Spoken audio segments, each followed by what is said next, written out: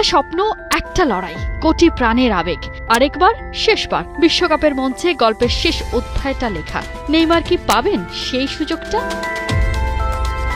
Football বিশ্বকাপের 23 নম্বর এডিশনের বাকি 2 মাস। তবে আকাশে বাতাসে আলোচনা একটাই, নেইমার কি পারবেন ক্যারিয়ারের শেষ বিশ্বকাপটা খেলতে? সবাই চায় প্লে মেকারকে, তবে ডন কার্লোই তো বলবেন শেষ কথা। অন্ধকার টানেল পেরিয়ে অবশেষে যেন খানিকটা আলোর দেখা। নেইমারকে নিয়ে সমর্থকদের সুখবর দিয়েছেন ব্রাজিলের কোচ কার্লো আনচেলত্তি। ফরাসি সংবাদ মাধ্যম লেকিপকে দেয়া সাক্ষাৎকারে নেইমারকে নিয়ে আনচেলত্তি দিয়েছেন গ্রিন সিগন্যাল। তার সাফ কথা, নেইমার যদি তার বর্তমান ধারাবাহিকতা ধরে রাখতে পারেন তবে বিশ্বকাপের স্কোয়াডে তাকে ডাকা হবে।